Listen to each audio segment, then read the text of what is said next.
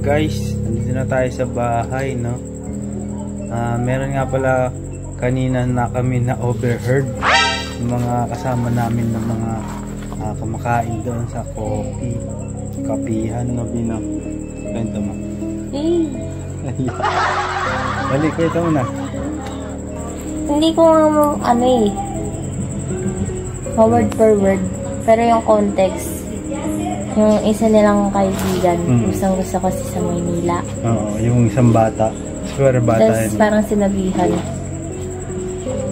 Manila girl kasi yan, kasi ganun. Tapos sabi, hindi pa niya kasi nakikita yung other side ng Manila. Tapos sabi ng isa, puro naman addict dun eh.